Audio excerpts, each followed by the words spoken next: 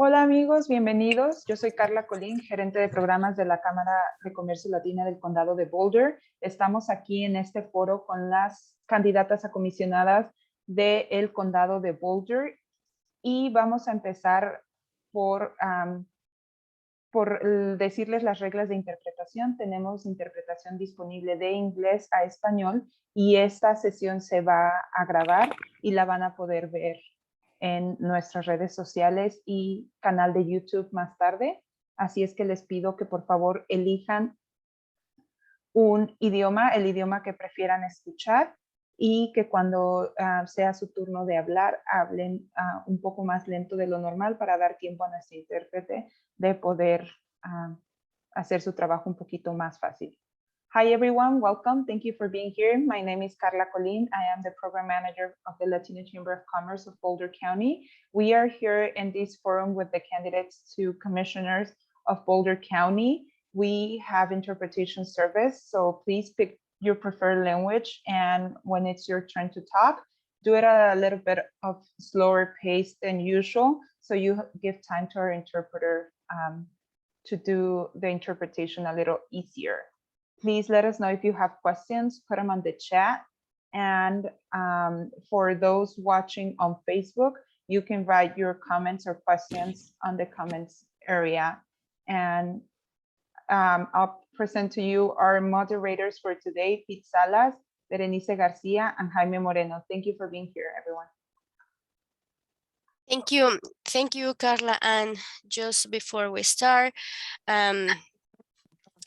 just to remember, yes, can you hear me now? Yes, okay. Just before we start, we're gonna go, we're gonna have the commissioners to do their opening statement, and then we're gonna go through questions, and each one we have 3 minutes to answer, and we're gonna stop at the 3 minutes mark. And then at the end, we're gonna have a room for the public to ask any questions. Please put it on the chat, or if you're watching us on Facebook, put it on the comments, and then we'll have a closing statement. And yes, I'm here with Peter Salas and Jaime Moreno. Thank you for joining me on this webinar. And I know we are a little bit on the time, so let's start to introducing our candidates. Elena Shively, I hope I'm pronouncing correctly your last name. Would you mind introducing yourself to the public? Thank you. Hi, everyone. My name is Elena, and it's Shively, but that was fine. I say it rhymes with lively, so that people remember it's a hard one to pronounce, and I'm really excited to be here. Thank you. Thank you. Ashley? Did you want me to go? Okay, you just wanted the quick intro. Okay. Yes. Hi, everyone. I'm Ashley Stolzman. I'm a candidate for Boulder County Commissioner. Thank you very much. And now, Elena, if you can have your opening statement before starting the questions, and then Ashley. Thank you.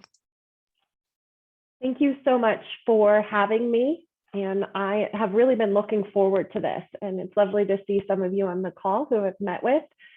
My name is Elena Shively. As I said, I'm running for Boulder County Commissioner, and I have a long history of working for social justice. And I'm really excited to partner and learn from all of you and continue to lift those values. I just remembered there's interpretation, and I have been yelled at by many court clerks and interpreters for speaking too quickly in court. So I will slow down, and thank you so much to the interpreters. I graduated from law school and became a public defender, and I represented thousands of people facing immigration consequences because of minor criminal infractions, and saw the damage done to those families, and have worked hard to advocate to change what we can at the local and state level, as well as advocating at the federal level. So some of the things I have done in the last 8 years since I've worked for the Boulder District Attorney's Office have included partnership with many of your organizations around specifically making sure that we are building and continuing to address cultural competency as leaders in our community, and in everything that we do, making sure that we are lifting equity to make sure that this is a diverse and inclusive and equitable community. I grew up here in Boulder County with cousins who are all multiracial. They experienced a very different childhood than my sister and I did because of the color of our skin. And it's been eye-opening to me. I love to learn about our rich history of activism, both Chicano and otherwise, our diverse communities. And I will continue to make sure that we are doing everything we can to include refugees and immigrants with all different immigration statuses into everything that we are doing so that they are both able to engage on the public forums and have a voice in everything that we do. I really look forward to your questions today, and I appreciate, again, the opportunity to be here. Thank you, Elena. And now let's have Ashley. Thank you all very much for having me this afternoon. Again, I'm Ashley Stolzman. I'm a candidate for Boulder County Commissioner's office.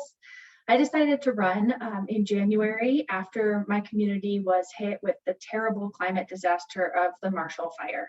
I'm currently the mayor of the city of Louisville, and I never thought that a wildfire like that could come through our suburban communities. And we unfortunately were very unprepared, and we have a lot of work to do to be sure that the next time there's a climate disaster, we're more ready. And now I have this firsthand knowledge about some of the deficiencies, and I am ready to hit the ground running to work on addressing those. We have to work on evacuation. We have to work on reverse 911, making sure we're communicating in all different ways so that everyone gets the message to get out when an emergency comes. The good thing is, though, I've been an elected official since 2013, and my background in public service has really prepared me to be the next county commissioner. I have a lot of experience working in transportation, building new affordable housing units in our community, working on climate change, and starting the first ever in Louisville Equity, Diversity, and Inclusion Task Force. So I am ready to go from day one to really serve as the next commissioner. My background is in engineering. I worked in product and process engineering, and that job took me around the world to Scotland and working in Juarez, Mexico for a number of years. And my work abroad really has taught me a lot about culture and the world and systems and processing. And that work will come in very handy in being county commissioner, because I understand what it takes to implement programs and processes, and I understand how to get projects done and manage very large budgets. Those are all skills that are critical for our commission. And so while the climate disaster and the wildfire recovery caused me to toss my hat in the ring and run, I'm ready to go and serve as your next commissioner in so many areas that are critical for our county's success. Thank you, Ashley. And now let's start with the questions. I'm gonna start with some policy questions here. You know, like the primary duty as a county commissioner is to create and implement policy. So what are one of the, oh my God, please explain, what do you believe are the most significant issues in this race that you're doing, and what are you running for this position, and what makes you different from the other candidate? And I will put the question on the chat. And let's start with Ashley. Thank you very much. So taking climate action is the biggest issue facing our county and the world. Climate change impacts everyone. It doesn't matter where you're from or who you are. Wildfires coming through our community, things getting very, very hot over time. It will impact all of our livelihoods and life and the air quality and water quality and ability to live. And so we need to take action. And as commissioner, I'm dedicated to ensuring that everyone's included in that action. There are many programs that get implemented that leave people behind. And we have to ensure that when we take climate action, we are addressing the injustices that have existed for decades and decades. So many times you'll see a transportation project or a project, and it really puts all of the externalities on one community, and we need to put an end to that and address inequity. So I can give examples how I've done that and led in that way with transportation dollars and programs, ensuring that we're not taking from areas that need the most help and ensuring that we're dedicating services and resources to the people that need them. And so I am absolutely committed to that. We also have major issues in housing. Is that time? Sorry, I apologize. Oh, someone just came in the meeting. Yeah, someone came in the meeting, no worries. Thank you so much. We have major issues in housing that we need to address. You can see the unhoused are being underserved in our county all around. You just need to look around. And we have a lot of work to do. So I'm ready to get going. And what really differentiates me is that I am an experienced candidate. I have experience in local government. I have experience working with the county in an elected capacity, and I understand the policy making aspects of things. I also have experience working with very large budgets and getting projects done, which is a critical role of county commissioner. And last, having a technical background is a really positive thing in government. So many times when you listen to government officials, they have various political science and legal backgrounds. And it's really great to get more people involved that have technical expertise that can understand the types of reports that are being submitted to us. The current commission, we have business expertise, which is fantastic, and legal expertise on there. And so I will nicely round out the commission with a different perspective from local government and an engineering background. Thank you. Okay, you're on time. Now let's go to Elena.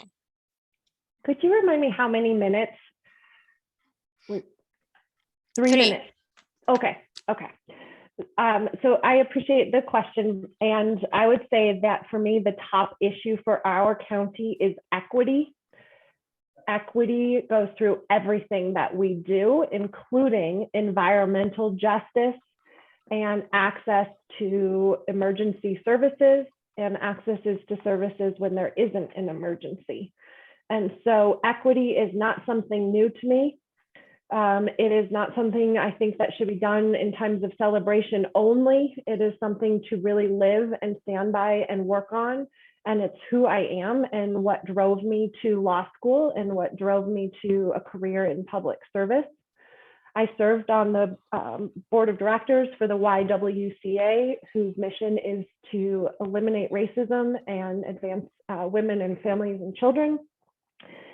And I've done a lot of work in different capacities in terms of trying to advance racial justice in the criminal justice system. That's an area that is often the catch for other areas of systems of oppression.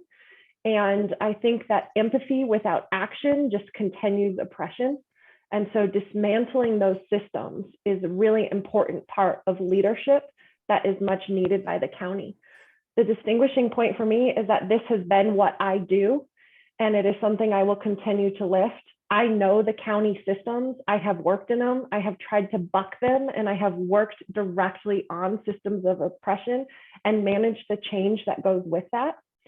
I lift voices and I have a diverse team, and I'm excited to champion them because they're doing the most incredible work of trying to get kids in trouble and folks who've made mistakes and victims who've been victims of crime to get back on their feet in all different aspects, using restorative practices, which are an indigenous practice, and using other tools to create more equity in our communities. We have pockets of our community who are really not equal, and they're not equal in emergency disasters or in response. And we need to continue to work with that. And that can be done with leadership at the county level. And it's something that I really look forward to centering in each and every decision I make. Thank you. Now let's move to some budgeted questions, and I have my colleague Jaime Moreno to start us on that.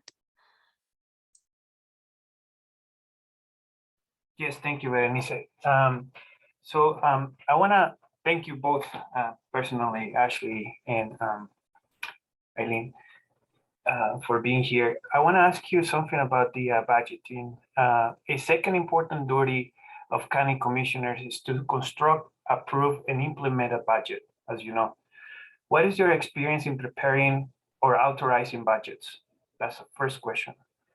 If new resources were available, what is one area of the county services would you feel most needs additional resources? What elements of the county's government is most effective and why? Thank you. Let's start with Elena this time. Sure, thank you. It's a budget of over $550 million, and it continues to grow as we receive new sources of funding, such as the opioid settlement dollars and the ARPA recovery dollars, and looking at FEMA dollars and other emergency relief. It's an area where budget needs to be thought of as a moral document. I have appeared in front of the commissioners before on funding. I have helped prepare budgets for the district attorney's office. I'm pretty intimately familiar with the budgeting process for the county, and I've worked collaboratively with a number of different departments and elected officials and department heads across the county. The county governance is very different than a city municipal leadership. And I would say that there are places where we can use our money to fill gaps where folks who are undocumented aren't eligible to receive services. And we should be using our funds to make sure that we are doing what we can to support folks.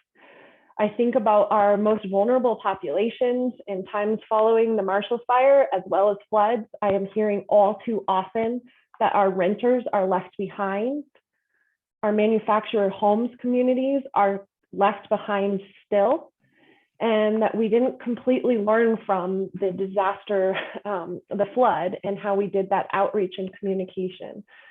I was at Emergency Office Command, or excuse me, EOC, during the Marshall Fire and in those initial couple days before going to the Disaster Assistance Center.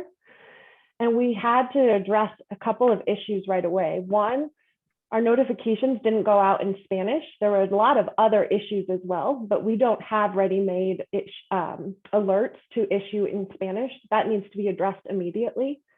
And two, we had a big table set up with both FEMA, with the federal government logo, and Homeland Security.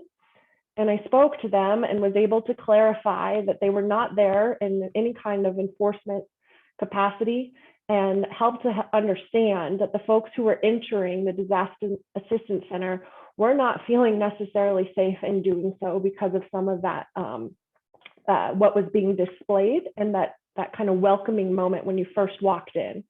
And so those are areas when we need to work as a government and in partnership with the community to make sure that we are doing what we can to fill gaps and really lift our families. Thank you. Let's go now with Ashley. Thank you very much. So I have a background in budgeting. I have served as the Finance Committee Chair for the City of Louisville, preparing our budget and being responsible for the audit. But in addition to that, I've worked on other governmental entities as a board member. So I served on the Denver Regional Council of Governments since 2014. And then in my time on that board, I served as the Finance and Audit Committee Chair for that board as well. So it's a different set of funds, sources and uses of funds, and a different type of budget, even on a different budget calendar. And I'm very familiar with preparing that and being responsible for the auditing on that. It's really interesting because that government agency really is responsible for much pass-through funding, whereas our local government is more sales tax revenue and fee for service. So it's very diverse comparing those two budgets. And then the governor appointed me to serve on the Mile High Flood District. And that's yet another experience I have with budgeting, serving on the budget and audit committee for that group. Additionally, in my professional experience as a product and process engineer, I was responsible for management and of a budget for manufacturing and construction budget, as well as operations and maintenance for my area. So I have some diverse background in budgeting and organizational management that will be very useful as commissioner. I believe the area that needs the most additional resources are two areas. So I'm sort of cheating in answering the question. I think transportation and housing and human services need additional funding. We have cut the programs in those areas and not delivered on our basic services in a way that's really reflecting in the quality. So that is an area where I think we need additional resources. Transportation, housing, and human services affect everyone in the county. And then the last piece of it is what's the most effective department? And I found that's a really hard question, Jaime.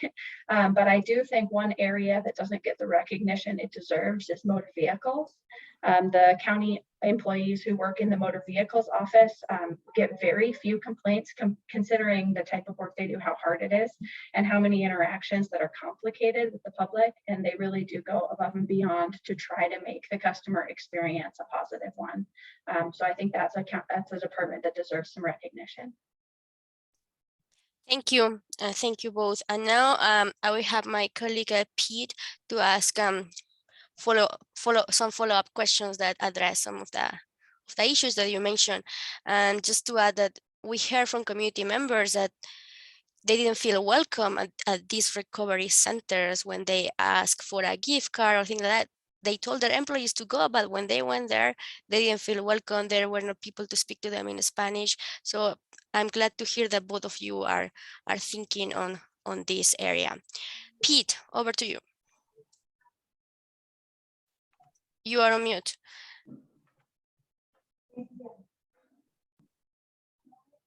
Very good. I got a couple of questions. Actually, I'm going to alternate between a human service related question and a business related question. So on the business side, one of the question I have is, do you think that the Boulder County should have a preferred vendor list to ensure equity for Latino businesses? Why or why not? Let's start with Elena.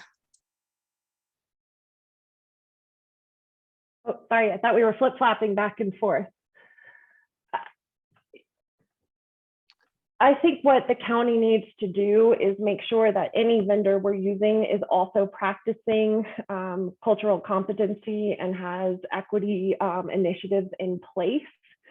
And so, yes, I would like to see businesses listed that are supporting BIPOC communities. And I think that we have a lot of work to do in terms of ensuring that our contractors in many regards are practicing what we are trying to preach at the county. We have a long way to go. And I think that we also need to get our own shop in order. And so, sorry, I got distracted because I started reading the question as well. And so there needs to be advancement, both in terms of county contracts and preferred vendors, as well as representation within the county structure itself. We still have gaps in employment gaps in the number of folks of color that we have employed at the county and in leadership. And I think also this travels into gaps in terms of elected office. Some of the things that I think are troubling to me is both a discussion around whether or not you should have to have city council experience to run for county commissioner, when city councilors are not compensated at a rate that is, I'm sorry, what? When it's not a office that is accessible to a lot of folks, certainly not to a lot of working families. And also when you don't have the Rolodex that comes with you. And so I'm just going to cheat a little bit, Pete, and say also we need to help elect people who bring more diverse background into leadership as well. Thank you, Elena. Ashley. Thank you. I think it's really important to have purchasing policies that reflect an organization's values. And so I think having preferred vendor lists is a way to do that if the vendor lists are very equitable and open so that community members have access and can get on them. You can see in some organizations where those lists become exclusive and don't allow access, to new businesses or all the members of the community. But if you really make purchasing policies that reflect your values, like say, hey, we want to buy local, so we're willing to pay, maybe you say in your purchasing policies, we're willing to pay an extra 10% over cost for local, or maybe even higher than that. And if you really value diversity, you say, okay, we really want to make sure that the organizations we're purchasing from reflect the diversity of our community, and you can build that into your contracting. So I don't think it has to be through a preferred vendor list. I do think it's important that whatever policies we have in purchasing can be executed by our staff also, because I know the county systems have become increasingly complicated over the years and created a lot of additional burdens for county staff in reporting in time. So we need to make sure the processes don't get in the way of delivery of the work, but that our processes reflect our community values. Thank you. Pete, would you mind asking your next question? Yeah, I'm going to switch over to the, and actually, I appreciate, I think both of you answered. I had another question around policies, contracting policies. I think you answered that. One of the questions I have, and as you know, the Boulder County provides nonprofit funding. I don't know what it is now. It used to be around $5 million to about I don't know, 50 or so agencies. And the question I have is, you've talked about it in terms of business, but what would you do to ensure that county-funded nonprofits have boards, staffs, and employee ratios that mirror the demographics of the populations they serve?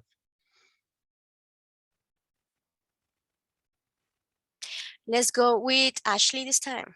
Thank you. So in the city of Louisville, when I first got on, our nonprofit program was didn't have very many guidelines around it. And we made a number of changes to ensure it was more inclusive.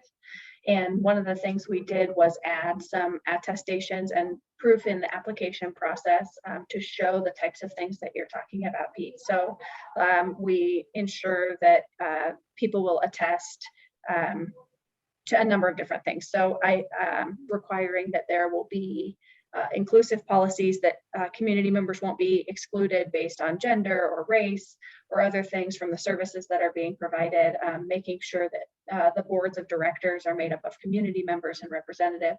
So I think by adding some pretty straightforward policy on the front end of the program, we can ensure that we're building the diversity in, because if you do look at the pools and the funding right now, there is a lot of cliquishness, and there have been built over time systems of oppression. And so we do have to work at them, and we do have to call them out when we see them and say, you know, this isn't fair, and we'll work to address them and make things equitable so that there's a level playing field. Thank you. Let's go with Elena. I think it's important to have those policies written that we're going to try to have that diversity, but without more action, it doesn't happen. And so it really takes a lot of formal action to make sure that it's actually more accessible. I think too often people mix up diversity, inclusion, and equity and belonging. And to really advance and lift and have a more diverse commission and different boards, we have to think about whether or not it's actually accessible to those that we're trying to recruit. And so things like using cultural brokers who are compensated, thinking about where we are holding those meetings and whether there's accessible transportation and parking or childcare or meals provided, or whether it's held during the workday. It is all something that we need to think through if we really want to truly encourage more diverse representation and voice in these commissions and different boards. We have a long way to go. The county commissioner's building alone is in downtown Pearl Street without accessible parking. And so having public hearings is a challenge if you're really trying to invite a lot of voice into the process from the community. In my restorative justice program at the Boulder District Attorney's Office, we make sure that we can do, we have language lines available in over, 60 plus languages. We can do bilingual conferences, and we try to return to the community in which the incident happened so that we're not asking people to commute to Boulder for an incident that took place in Lafayette. And Pete, I see you have your hand raised. I'm not sure if that means I'm out of time. No, Okay. you're not. Okay. I just had a quick follow-up when you're done. Okay.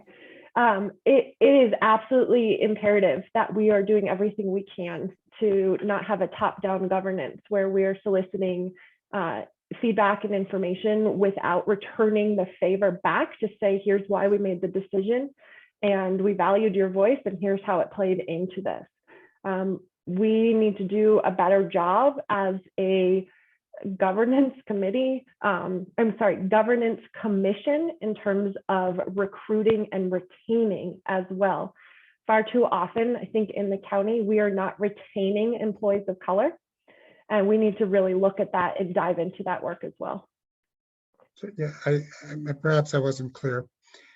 I wasn't speaking about county boards and commissions. The county funds a lot of nonprofits. We give them a lot of money, and we already asked them, the county already asked them for their demographics. And the issue that a lot of people have is that we ask them for demographics, but that's it. There are no penalties for not having, they don't have diverse boards, they don't have diverse staff. And so when you think about it, I'm not going to have you go through that, but that's the issue is that we fund nonprofit agencies and they are not fulfilling, in my mind and other people's mind, the commitment to have diverse boards and commissions or diverse boards that reflect their talking about populations. Equity in your boardroom, you're not doing the work. So thanks for that, anyway, Pete. I'm sorry I misunderstood. That's all right. Something to think about. Thank you. Go ahead, Berenice. Thank you, Pete. And just a follow-up comment.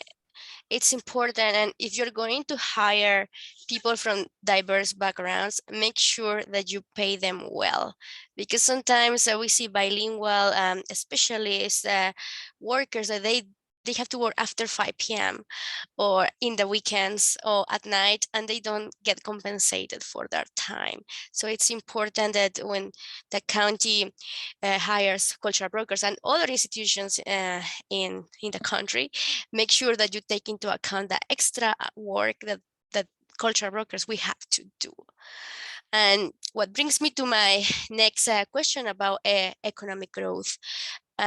What's your unique vision for economic growth, and what will you expect as an outcome in 5 to 10 years? What proactive strategies will you implement to recruit businesses, diverse businesses to the county? And what is one economic initiative that commissioners should launch in the first 120 days in office that will encourage economic growth in our county? And what's your plan for creating a business-friendly economic development program for small businesses moving to Boulder County as they deal with county rules and regulations? And let's start with this time we start with Elena. Okay, I think I started the last one, but sorry, okay. with Ashley. I'm sorry. Can we maybe read that one again though? That was yeah, I put the questions okay, on the perfect. chat. That was awesome. Thank you. Yeah, let's start with Ashley. Thank you. So I think that there's a tremendous opportunity in our county for circular economies. Our county cares deeply about the climate and the air, and so there are many places where we have intersection of economic activity and the environment. And so one particular example of this would be expanding hemp farming, which is a low water, low chemical use, can be a low water, low chemical use crop. And we can bring markets to our area to utilize the product. So it could be things like hempcrete, different tinctures and extracts. There are lots of medical uses and other things coming from the hemp industry. It's a very strong fiber. It used to be grown here. And then of course it was outlawed. And so bringing it back would enable ability for economic growth and also less intensive use of our environmental resources. We can promote organic and regenerative agriculture through that process, and also really innovative both technology jobs using hemp, manufacturing jobs using hemp, and support our local construction economy with the products. So I think it's important in economic development to think of things that can have multiple benefits and co-benefits and bring things into our community that are sustainable and resilient. so that we're not relying on fossil fuels, and so that we can have jobs that last into the future and support and build up one another. I think if we work with the various agencies collaboratively on bringing that type of thing, like hempcrete or like other circular economies using our waste streams from EcoCycle, that we can be very successful, because we are not then wasting products by taking them to landfill or creating wasteful things that have no use after one use. So I think just the last piece about creating a business-friendly economic development program for small businesses, I think it's really important that we focus on small businesses. When you look at the effects of the pandemic, many small businesses were hurt. Many hospitality businesses have been hurt. And so there does need to be a special focus on our local small businesses. And there's one entrepreneur in Louisville that always says, every big business started out as a small business. And we can really foster that innovation if we do make a lot of effort ensuring that our small businesses have the support they need. Thank you. And just a quick remark about the sustainability spectrum. Many of our Latino communities haven't had a chance to join the climate action equation. And when we make policy, we need to take that into account, how we can make it accessible, incentivize them, and have an easy transition for these disadvantaged communities to join those climate action initiatives. And now let's move with Elena. Thank you. Thank you. I would answer this question by kind of pushing it back to say that I think one of the best ways we can create economic development is to work with you all. I know that the Latino GDP is higher than other business sectors. We have so many thriving businesses and should lean in and really lift that as a part of what Boulder County is. Attending one of your events in Superior at a business who was just recently opened and then was damaged and closed down during the Marshall Fire, and realizing that they hadn't received relief during that closure period and their staff hadn't received relief. We have some major gaps to think through in how we are lifting up those small businesses that I think everyone talks about supporting. I was born and raised here in Boulder County. My parents owned a small business. And I know that it's really important to people to both be able to support their family and do it in a way that is accessible for them to also live and work nearby. And so a huge piece about economic development and this question about an economic initiative in the first 120 days is workforce development, transportation, and housing. Because if we don't have people that can work and live within the county, then we are adding to the climate disaster with those fuels and greenhouse gas emissions, and we're not creating equal economic development. And so those are two places I would really want to dig in those first 120 days. In the next 5 to 10 years, I would like to see teachers, first responders, and small business owners be able to live in the community that they are serving. And that comes through, I'm so sorry, I have a neighbor's dog barking. I don't know if you can hear that. That we will be able to see that we have more families living here and pulled out of poverty and thriving. Because to me, when we talk about environmental justice, it is exactly that, about accessibility. That it's great to talk about electric vehicles and solar panels and electrification, but if it's not accessible to every family, then we are still going to fail to meet those metrics. And so really thinking about how we're lifting that threads through every piece of resilience and economic advantage. Thank you. And just follow up on what you say about the Latino GDP. It's important to start watching that because demographics are changing. And by 2050, people of color will be leading the population growth, and Latinos will be in the top. So it's important that you guys are already thinking on want to start monitoring the Latino GDP. And now, Jaime, could you please ask the next questions? Thank you. And let's start with Elena this time. Yes, I'm having issues with my camera. So if you don't mind, I'm going to ask you. I tried to reset it many times, but it keeps like going off and on.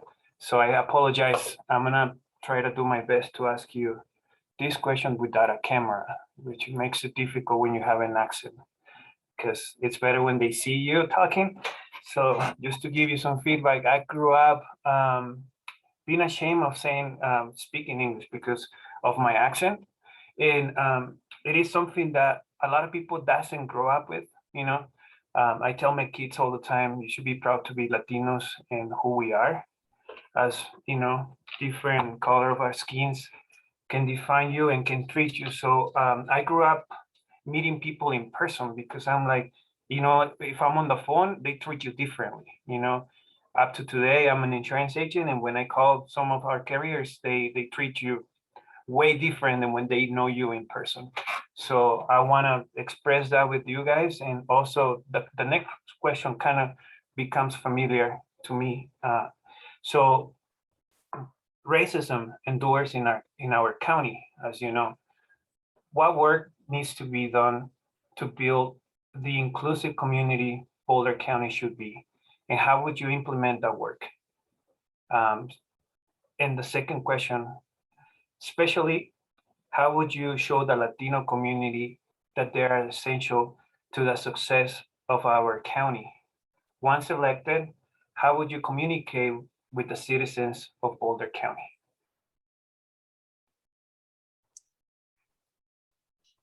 Yeah, Ashley. Thank you. I was still writing the question. Thank you very much. So the question about racism strikes a chord very close to home. For me, we have experienced in the last several years an increase in racism and hate in our county. And, you know, it's very hard on the community. And my very good friends that are from China have experienced some violence and direct threats. And so dealing with those it's very upsetting to see that continues on today. And what we have to do is continue to call racism and hate what it is. And elected officials and public officials have to name it when they see it. And we also have to put programs in place so that people know that they're included and welcome.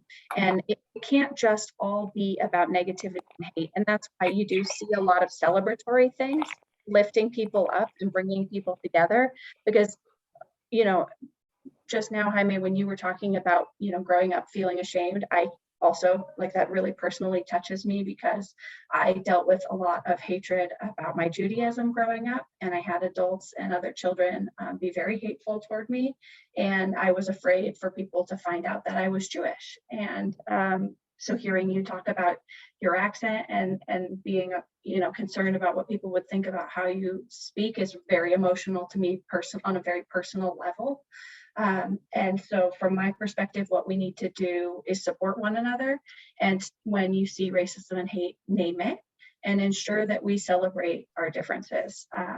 The question was multi-part, but very emotional. So I just need to read the next part. The vision, you know, our community is a strong community, and it really is an inclusive community. Even when you have things happen that are very negative, there are more members that come out to be supportive, and we are going to get through this, and we're going to continue to make things better. But people a lot of times talk about housing and affordable housing and this and that. And I think what we forget to talk about is really intergenerational wealth building, making things better for the next generation. And that's, I mean, my family immigrated here on my dad's side, and that is what they instilled in us, is about, you know, helping the next generation, helping the next group do better. For me, that's what taking climate action is about, making sure the next generation has a chance and has it better. When I hear my Latino friends talk, it's about making the next generation better. Everything, it's a continuum, right? And so when you talk about my vision for any part of the community, it's really about helping the community implement their vision. And that's what we do as public servants. Like, we help people, we get roadblocks out of the way, and we help the community recognize the community's vision. Thanks. Thank you. Elena?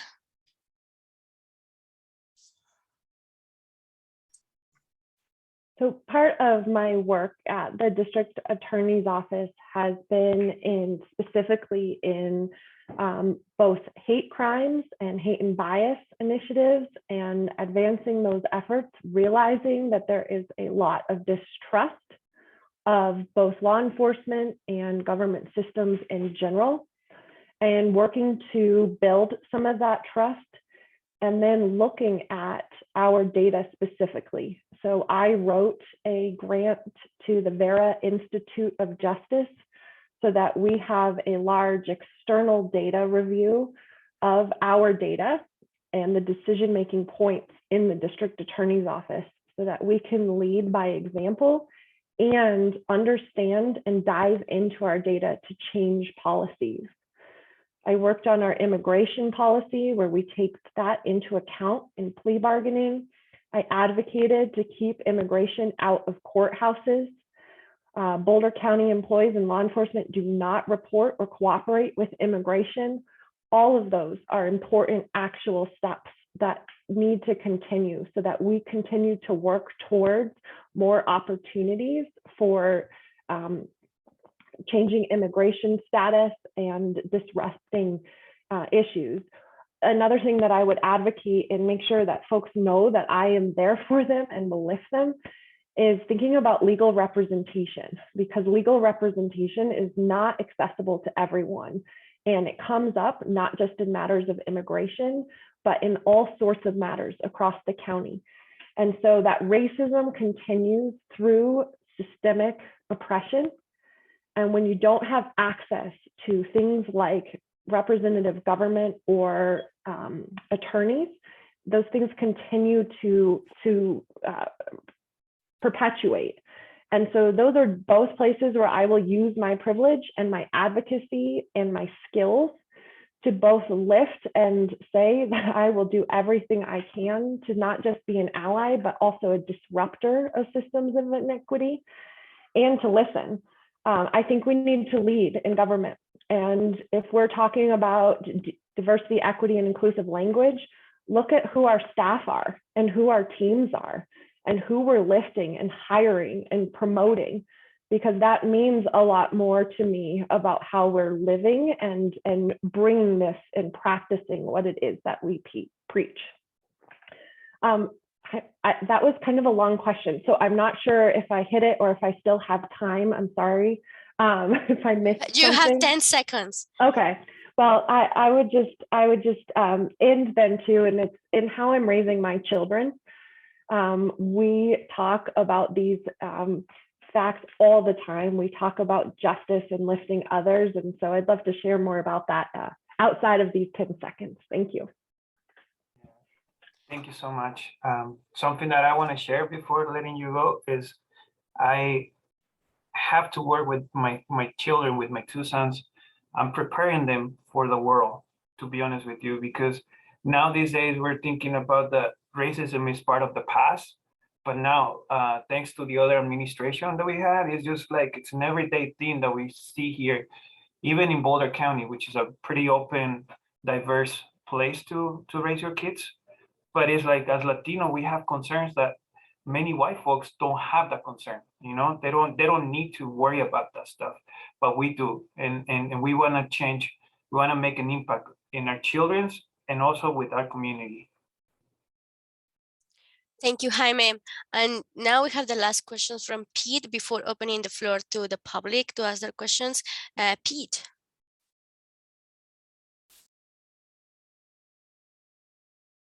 You are on mute, Pete. I was looking over the questions. As you know, there were a couple that I wanted to get to. Maybe we have some time in a bit, but as you know, or I hope you're aware that the county has an economic vitality fund they distribute money from, and the Latino Chamber does receive funding, and in my view, and it has increased over the last couple of years, but I think that it's still insufficient. And the question is, would you favor and support increasing economic vitality funding for the Latino Chamber of Commerce. Let's start with Ashley this time. Yes.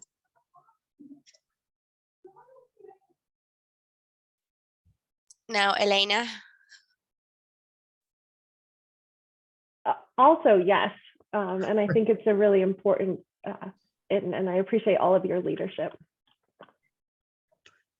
And just a follow-up question. And I think it's another yes or no kind of question, but the county used to do customer service surveys to gauge how the community feels about what's happening in county government. And to my knowledge, they've been hesitant to what I think is the county needs to do a customer service survey targeted specifically to Latino residents. And so if you'll, so I guess you can, if you would favor that or not, it's something that I think needs to be done. It's just a quick yes or no in favor of that. Elena. Yes, and it's something we use in my programs. So I would look forward to that being expanded. And I also think yes, and I think it's really important to reach out and ask people what they think, because people are living their life and not just paying attention to the commissioners every day, you know. And if you really want to know what people think, you have to ask them. And so if you don't do that, you get, you know, maybe an organized group and you hear from one segment, but you don't understand what the community broadly wants. So I think it's critical. Thank you. Thank you. And now, Carla, if you can help me with the questions on the chat. We have the first, I believe, from Tanji. Yes, and I wanted to say thank you so much for responding to the questions. And just so you have an idea, and maybe you know these already, but I want to make sure I mention these every time. And I used to be a Boulder County employee, and every time I talk to people and I talk to the Latino community about getting involved with any type of government programs or projects or boards, they're afraid to do so because back in our countries, we're not used for government and especially government candidates to ask us what we want. They assign budget, they assign programs and projects, and they report that they spend millions and millions of pesos or dollars or whatever currency they use in our countries. But none of that money goes, or none of that impact goes to the communities. So I think that's a big part of the hesitancy of Latinos to participate in boards and commissions and other projects of the government, because we're not used to that. We're not used to the government asking us what we want or what we need. And we only receive the crumbs, you know, we only receive a little bit if we do receive it. And most of the impact comes from trauma and from not getting what the community needs. So I think there is a lot of work to do on that, because everyone and every Latino, I'm sure, thinks about the same issue, not trusting the government. And especially when we think about government in this country, we think about immigration issues. So that's something that I wanted to mention. And let's go now with the questions from the public. And let me go back because we have a lot of things in the chat. So first question is, how much of the budget will you advocate to be allocated for translation and interpretation services for all things county related? And if we can start with Ashley. Thank you. I think it's really important to have the departments have responsibility of their budgets and then set clear policies around the expectations. So community meetings need to have translation services available. And it's not just about English and Spanish. In many cases, we have community members that speak a diversity of languages. So we need to, again, ask what kinds of language services might be needed. But if we give the departments more authority and then hold them accountable, they will do a really good job. In talking to several department heads at the county, there were some big concerns around the way the budget's managed and allocated, where people aren't getting the resources they're asking for to be able to deliver on the services. So we need to get to the root cause of that and ensure that we're funding the programs and providing them the money they need for things like translation and interpretation so they can do their job. So if we're not giving the existing programs and departments the funding they need to do that, how are we expanding and adding all of these other programs and departments and new services? So we really need to make sure we give each department adequate funding for exactly what has been described here. Perfect, thank you. Elena? Yeah, I don't have a specific number. I agree that it needs to be instilled in everything that we do and available, and it also needs to be accurate translation and interpretation. Too often, so I have pretty poor Spanish skills, and sometimes I can even hear when it's inaccurate translation, and that's really concerning when there's already challenges of distrust. And so at a minimum, our forms all should be translated and available. And then we have to have easy access to services in a non-judgmental and take as much stigma out of it as possible. The county's made advances in raising the minimum wages for our bilingual staff so that we're compensating them, because for far too long, we were asking Spanish-speaking employees to translate documents for us without compensating them more for that incredible skill that they have. And so really recognizing that and lifting it up as a place to both celebrate and advance, and making sure that it's accessible and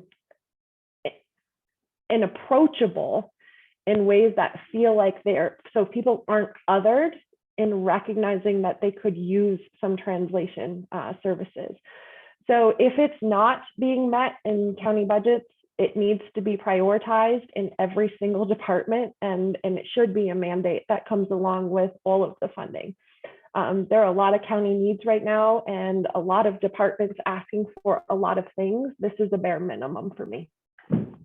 Thank you. Yeah, I think too many times the interpretation and translation work falls for cultural brokers and community liaisons.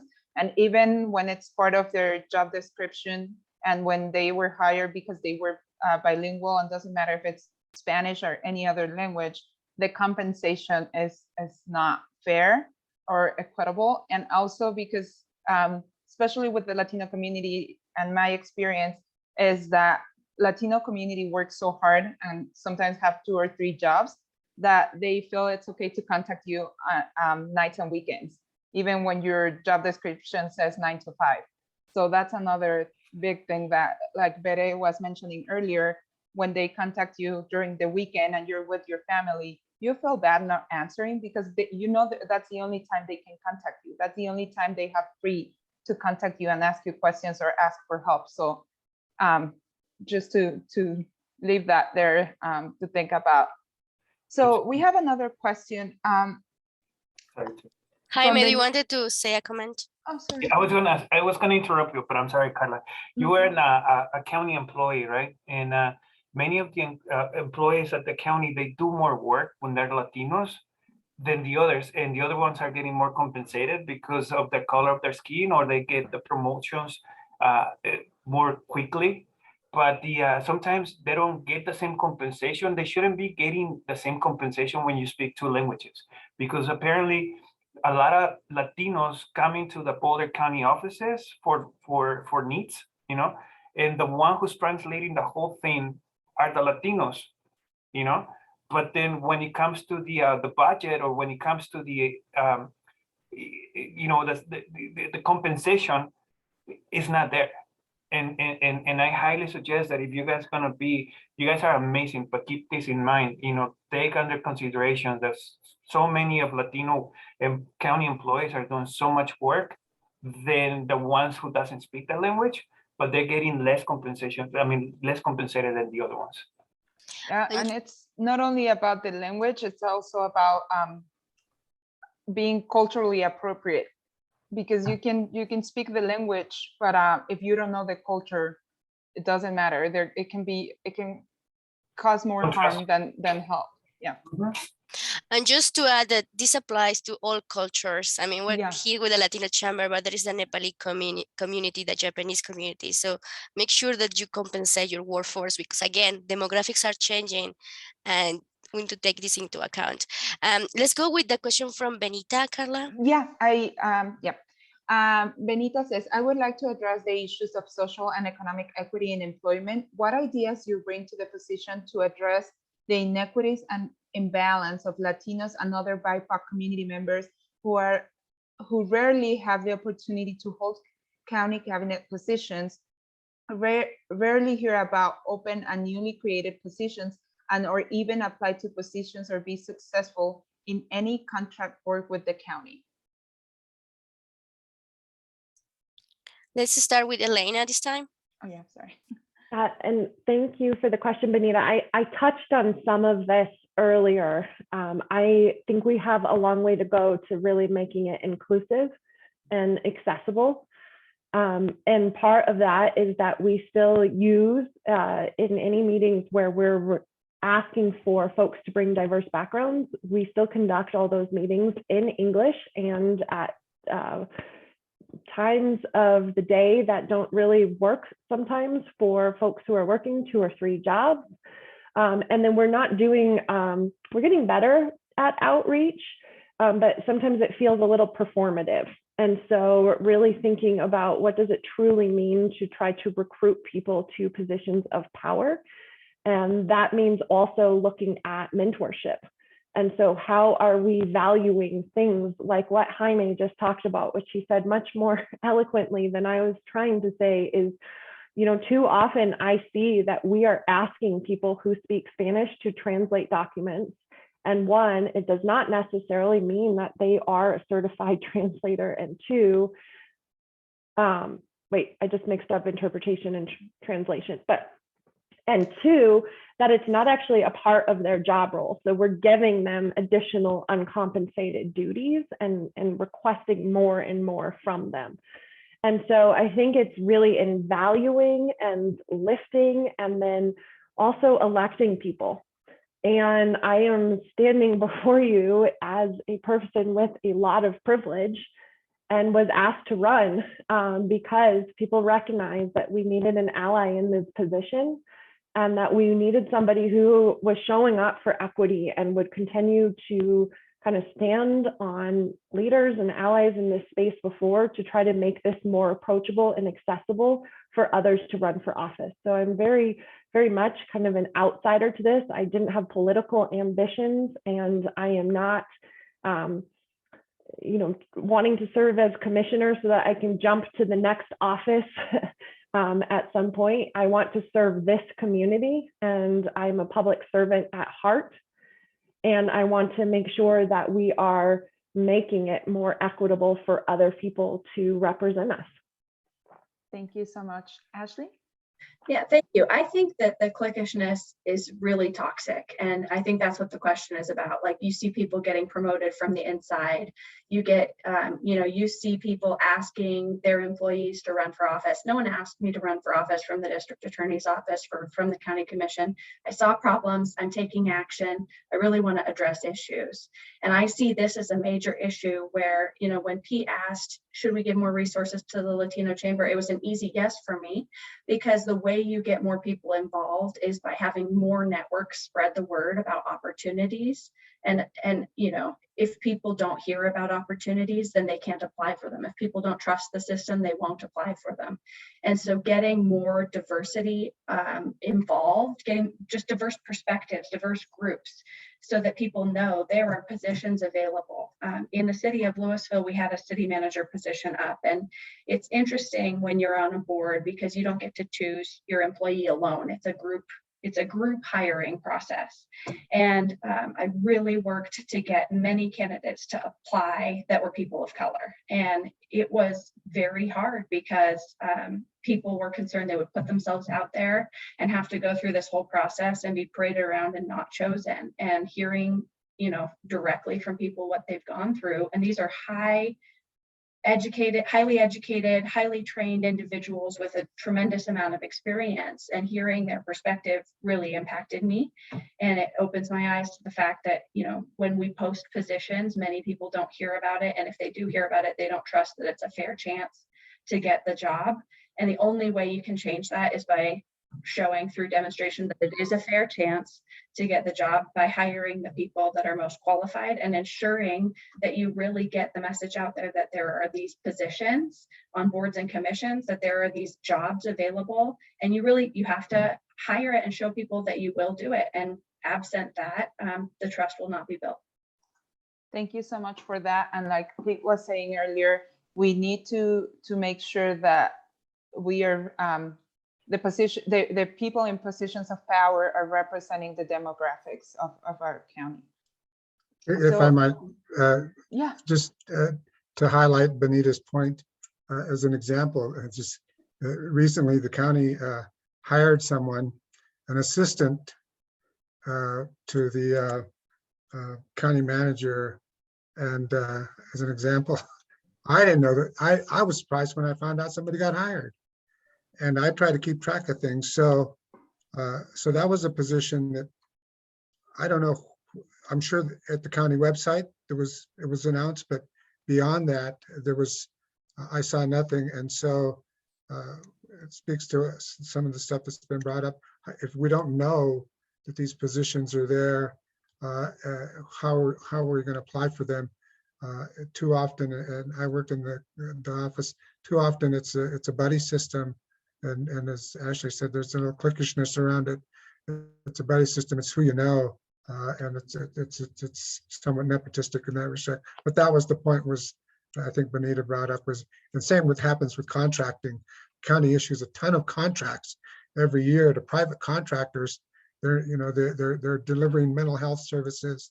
They're delivering other products, and we don't know that they're happening. And it's kind of an inside game. So just that's a concern that's been raised by a lot of people that I talk to. So anyway. Yeah, thank you so much, Pete. And we see a lot of local community members starting their own businesses where they're offering, for example, DIA consulting and interpretation and translation consulting, and they don't get hired by the local governments or the county. So it's interesting to see that. So the next question is a couple of questions actually, and I want to ask them at the same time because they're related. And I want to start with Ashley. Do you say Black Lives Matter? And what are ways in which you live your values of diversity, equity, and inclusion in your personal lives? Yeah, so it is Black Lives Matter. We have seen murders in the last 5 years that I think many of us growing up thought we were past some of this, and that there were some things going on, but not to this level. And it's absolutely Black Lives Matter. In my personal life, each decision I make as an elected official, I'm currently the mayor of Louisville, I look at a lens of what does this do to various members of the community. And an example I'll give is recently the community came forward with a proposal for these flock cameras. I don't know if you're all familiar with them, but they're cameras that capture license plates of vehicles to install them at the entryways to the city and then fire areas. And the idea was, to reduce theft of construction material. But when I saw it, it just triggered in my head that, people may have a variety of reasons why they might not want to be tracked by the government, right? Like, this is a big deal. This is in our Constitution. Like, this is big stuff. So I, looked into it, read about it on the ACLU site, and started asking members of the community, what's your perspective on these cameras? And sure enough, there are lots of reasons why people don't want to have their license plate tracked if they have complicated immigration status, if they have had bad interactions, negative interactions with law enforcement in the past, and they just don't want that information being collected. And we saw in Aurora how that was used very negatively, and little young children all the way down to 6-year-old African-American girls were held on the pavement at gunpoint because of false identification using one of these license plate systems. So when a decision like that comes in front of me, which is like any decision can come in front of you, you have to think about how it impacts other people, not just how it might impact one part of the community, and really give that perspective voice and ensure you're asking people to come and talk about it. So like that's just one example in my elected life. In my personal life, like my friend Achilles just became a citizen, which was a really wonderful celebration I was able to participate in over the weekend. But it was really disturbing also because through his process, the officer was really holding up the process for no reason. And it took him using his political connections to get it to bust free and ultimately get a citizenship. And so the process itself is broken and doesn't work. If you have to escalate things to a congressional inquiry to get it to work, I mean, it's great that he knows how to do that and that I can help him and all of those things, and but that's not how our system should work. So when I find out that there are processes like this that are broken, I am a bit like a bulldog. I will hang on to it and I'll stick with it until we can figure out what the root cause of that issue is. And is it a person? Is it a training? Is there something in the system that's wrong? And I will stay on it. So those are just a couple examples in my personal life. Thank you. Thank you. Elena? Thank you. Black lives absolutely matter, and I will support any and all of those movements. And I'll also say that mattering is the minimum. We should be celebrating, lifting, and absolutely doing everything we can to tear down these systems of oppression that all too often lead to those homicides and different systems of inequity. I have done that from the inside. I went to the DA's office to specifically work on programs that help disentangle the systems that are working to separate families and mass incarceration. And I have that experience, and that is how I will compliment on the county commissioners. I think it's kind of an interesting way to think about whether or not we are really practicing what we preach in our daily lives. And one thing that I always hold true is that when I think about the safety and advancement of my own children, I will not prioritize it over your own children. Like, yes, they're my babies and I will do anything and everything for them, but I won't say, hey, I want to do this policy here because it advantages me, but I'm okay with something else happening elsewhere. I will fight like hell for our community and our people, and I will also do it at a state and national level as well. And so those are places where I really practice where I preach. I seek out friendships. I learn about culture. I'm excited to attend events. That is not new to me, being on the campaign trail. And when we think about clicks, I think it's about really inviting people into the party as well. I don't think anyone should get kind of like selected by the person before or anointed. We should really be inviting people into the political process so that we have these kinds of discussions and contested primaries and really using the democratic process. And then also in teaching people. I think a lot of folks don't know what a county commissioner does. And it's a real opportunity to both educate and bring people into the conversation. And I think, Carla, what you talked about some of that cultural understanding about why people might not understand why a leader might be asking them what it is they want to see. I think that that's a gap also in understanding, who can vote and who has the power to vote and what it is that you're voting for. So that's why I'm really excited to be having this conversation and to lifting this. I kicked off my campaign talking about equity. I will talk about it every day, and I will continue to work at it because it is central to who I am. And I will continue to learn in my journey and do everything I can to be a culturally understanding and appropriate leader. Thank you so much. And I know we're running out of time, so let's give a minute for the next couple of questions that we have for each one of you to respond.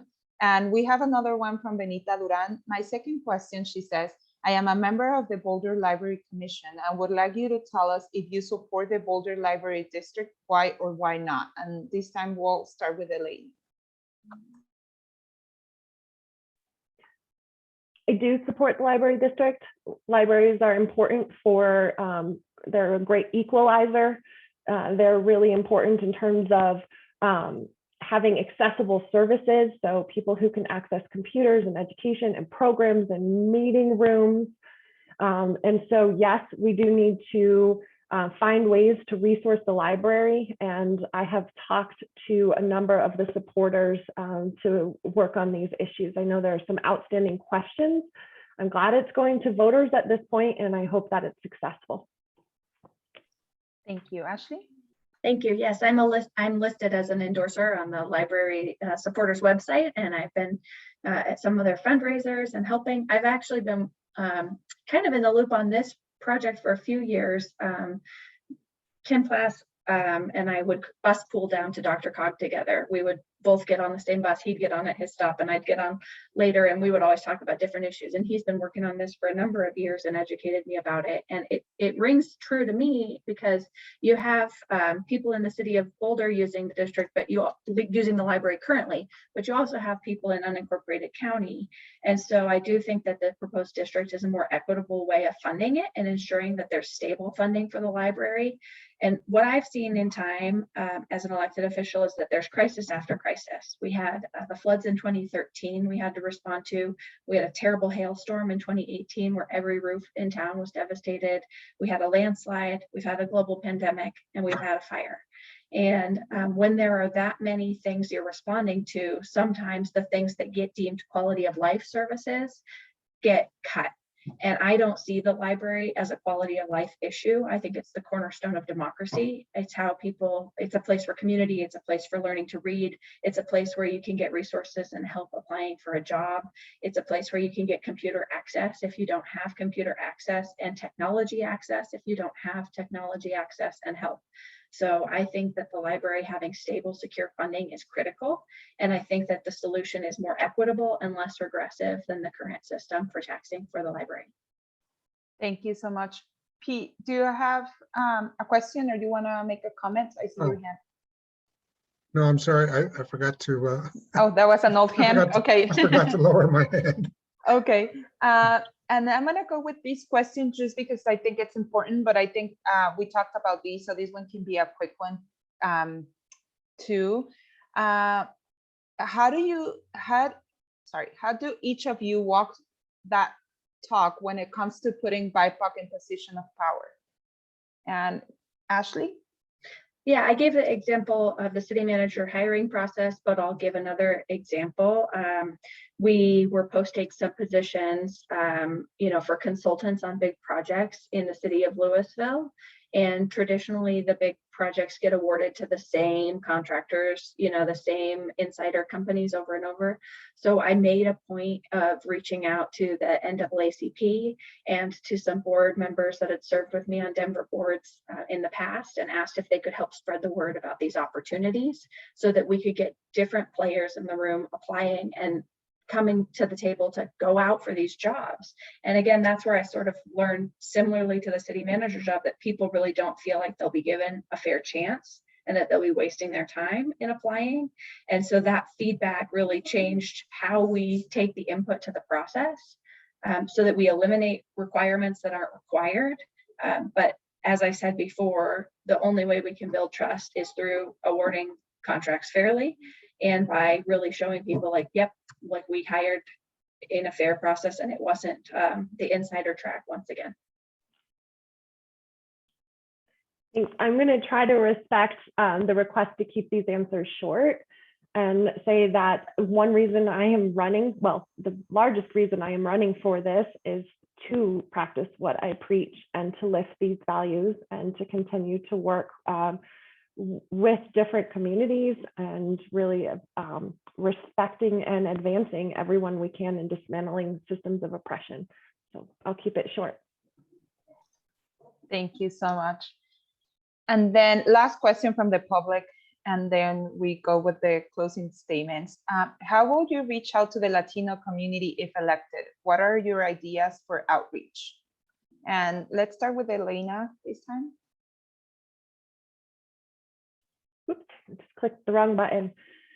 I'm doing what I can to outreach right now. So I absolutely will continue to do that. I want to be clear, I was asked to run not just by someone in the district attorney's office, by many cultural leaders as well. And I'm excited and honored and humbled to be endorsed by them. I will continue to work with the many nonprofits I already work with and really put this to action. I think it's both about accessibility. I will answer my cell phone. I will continue learning Spanish and practicing it because I think that's important too. I know I can't speak more languages than that, but I am doing what I can to really try to be somebody who lifts these values and to earn, hopefully, to earn a title of being an ally. And so I will do everything I can to be accessible and outreach to the many different communities. Thank you so much. Ashley? Thank you. And so when I became mayor, it was really important to me to recognize where my real strong strengths are and where I need additional help. And so one of the first things we did was, in the city of Louisville, we had never had communications help before, and we added communications people because one person can't possibly adequately communicate to everyone. And so I think it's really important to get the appropriate staff to be able to do newsletters on the frequency, to be able to explain what you're doing, to be able to get the word out and not expect that you'll be able to answer the cell phone for 300,000 people. We really have to do more to build systems so that the communication's happening on an ongoing basis. So I am a huge fan of newsletters, physical media. As much as people think, oh, it's all digital now, physical media makes a really big difference for people, and offering that in multiple languages and inviting people in and telling people what the county resources even are. Those are things we can all improve on. And so I'm committed to getting additional communication resources at the county so that we can do a better job both reaching out for input and outreaching with what we've done and explaining, here's what's going on right now and here's what we have to offer.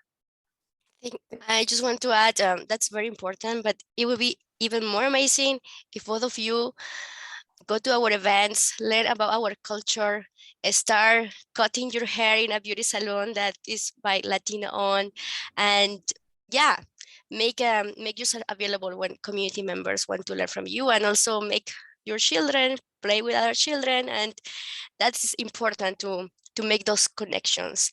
And Carl, I think now we're going to go to closing statements. Thank you very much. Thank you. And let's start with Elena. And how many minutes do you want us to go? 2. Okay. So I think you're exactly right. It is about showing up, and there's a comment in the chat about being in the streets and literally showing up for your community and being accessible. Marta Loshman introduced me at an event where she said, I met Elena before she had any indication of running or had even crossed her mind in community events. And so that is what I love to do. I love to talk to people, I love to learn, and I love to advance policy, both legislatively and at the county level. And we can do that. We are leaders and we are innovators, and I am a fighter for justice and a fighter against injustice. And that needs to be centered in everything, both from our climate emergency to reproductive rights, to protecting families and students so that they are able to live in this community and feel that they have a voice in public safety and are equally as protected and safe and secure as every other citizen.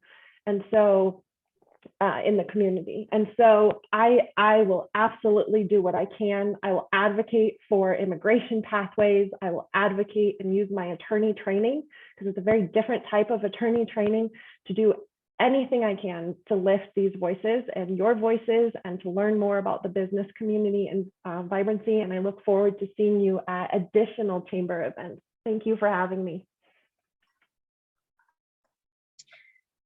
Thank you all very much for having us today. This has been a great event and I really like the interactive portions of it. That was my favorite part. So thank you for that. I'm Ashley Stolzman, and I really have been called to serve in this role because of the Marshall Fire. I just want to bring it back to that because there is a real urgency with addressing disaster preparedness and response.